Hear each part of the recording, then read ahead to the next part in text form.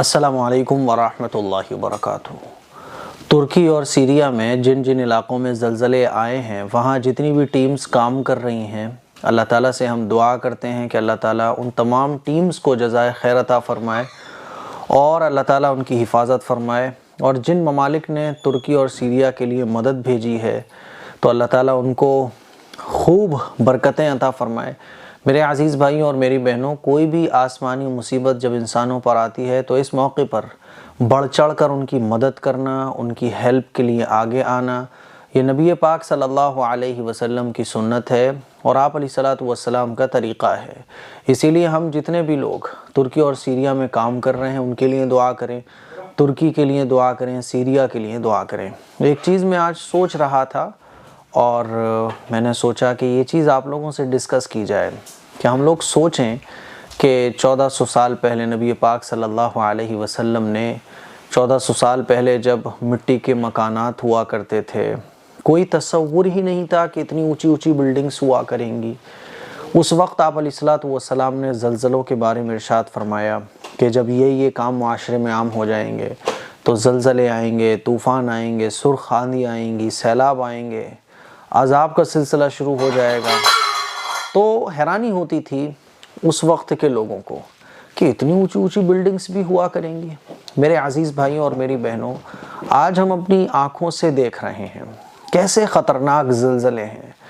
یہ فوٹوز، یہ ویڈیوز دیکھنے کے بعد احساس ہوتا ہے کہ بڑی بڑی گگن چمبی عمارتیں اور ایسی مضبوط عمارتیں جن پر ملک کو فخر ہوتا ہے، گورنمنٹ کو فخر ہوتا ہے کہ اتنی مضبوط ہماری عمارتیں ہیں، اتنی طاقت ہے ہماری، اتنا ہم ٹیکنالوجی میں آگے ہیں، پہلے ہم بتا دیتے ہیں کہ بھوکمپ اور زلزلہ آئے گا، زلزلے کا ہم یہ بتا دیتے ہیں کہ کتنا خطرناک زلزلہ تھا۔ ٹیکنالوجی پر آج ہر ملک کو گھمنڈ ہے۔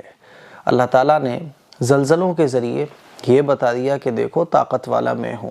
یہ گگن چمبی عمارتیں، یہ مضبوط عمارتیں کاغذ کی بنی ہوئی، ایسا لگ رہا ہے کہ جیسے کاغذ کی بنی ہوئی عمارتیں تھیں جس کو کسی نے بگاڑ دیا ہو، سب تباہ و برباد ہو گیا۔ تو میرے عزیز بھائی اور میری بہنوں، 1400 سال پہلے حضور علیہ الصلوۃ والسلام نے ان تمام چیزوں کو جب بیان فرمایا تو لوگ سوچتے تھے کہ ایسا کیسے پاسبل ہو سکتا ہے۔ مٹی اور گارے سے گھر بنانے والے لوگ تھے اس وقت میں، اس وقت حضور نے، جبکہ سوچ بھی نہیں تھی لوگوں کی، امیجن بھی لوگ نہیں کر سکتے تھے کیونکہ گارے سے گھر بنا کرتے تھے۔ حضور نے اس وقت بیان فرمایا کہ بڑی عمارتیں ہوا کریں گی اور اس طرح سے زلزلے اور طوفان آئیں گے۔ آج آپ دیکھیے، سوچئے ذرا کہ ٹوئن ٹاور کو گرانے کے لیے 1,00,000 سوراخ کیے گئے تھے اور ان میں بارود رکھا گیا تھا، 17-18 کروڑ روپے کا خرچہ آیا تھا، اور لوگ اس کو دیکھنے کے لیے جمع ہوئے تھے کہ اتنی بڑی عمارت، اتنی مضبوط عمارت چند سیکنڈ میں ختم ہو جائے گی۔ اللہ کی قدرت کو بھی آپ دیکھو کہ کیسا بڑا ملک، اور اس ملک میں کیسے خوبصورت اور مضبوط عمارتوں والا شہر صرف 40 سیکنڈ میں کیسے مٹی کا ڈھیر بن گیا۔ یہ تصویریں دیکھ کر آپ سوچیے اللہ کی قدرت کو کہ اللہ کتنی طاقت والا ہے۔ اللہ اپنی قدرت کا اظہار کرنا چاہتا ہے، اور یہ اللہ کا غضب ہے، یہ اللہ کی قدرت ہے۔ جو نصیحت حاصل کریں، عبرت حاصل کریں، صبر کریں، اللہ سے اپنا تعلق جوڑیں، ان کے لیے یہ اللہ کی قدرت، اللہ سے تعلق مضبوط کرنے کا ذریعہ ہے۔ اور جو لوگ اللہ سے دور ہو جائیں، اللہ کی نافرمانی کریں، پھر بھی اللہ کی طاقت اور قدرت کو نہ پہچانیں، ان کے لیے یہ غضب ہے۔ اور پھر اسی زلزلے کے بعد اللہ تعالیٰ نے کیسے اپنی قدرت کے نظارے پوری دنیا کو دکھائے۔ اللہ اکبر۔ اللہ یہ بتانا چاہتا ہے کہ دیکھو، بچانے والا میں ہوں، موت دینے والا بھی میں ہوں اور بچانے والا بھی میں ہوں۔ دیکھو، میں موت ایسے بھی دے سکتا ہوں کہ 40 سیکنڈ میں ہستی کھیلتے لوگ، کوئی سو رہا ہے، کوئی پڑھ رہا ہے، کوئی واک کر رہا ہے، کوئی موبائل یوز کر رہا ہے، کوئی ٹیلی ویژن دیکھ رہا ہے، 40 سیکنڈ میں لوگ سوچ بھی نہیں سکتے تھے کہ ایسا ہو جائے گا۔ 40 سیکنڈ میں نقشہ ہی بدل گیا۔ اور پھر اللہ تعالیٰ نے کیسے اپنی قدرت کے نظارے دکھائے اور اب تک دکھا رہا ہے۔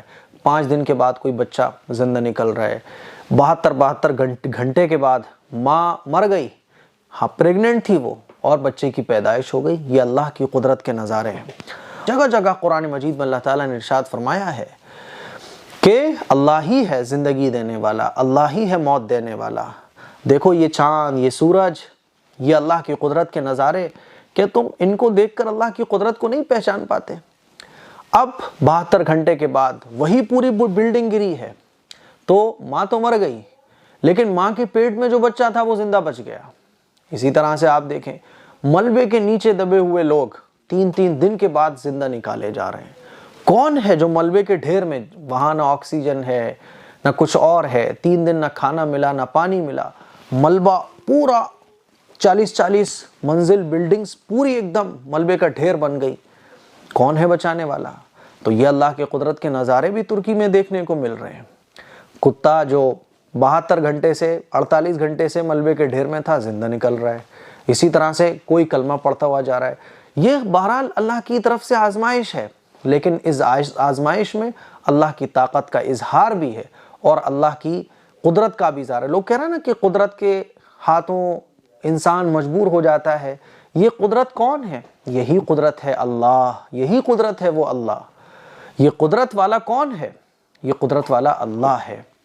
جب چاہتا ہے زمین کو ہلا دیتا ہے، جب چاہتا ہے بارش کو اتنا تیز کر دیتا ہے کہ وہ سیلاب بن جاتی ہے۔ یہی اللہ ہے جس کے ہاتھوں میں سب کچھ ہے۔ انک علی کل شیء قدیر، اللہ ہی ہے، واللہ علی کل شیء قدیر، اللہ ہی ہے جو ہر چیز پر قدرت رکھتا ہے۔ میرے عزیز بھائیوں اور میری بہنوں، آپ دیکھیے کہ آج ٹیکنالوجی کتنی آگے نکل گئی ہے۔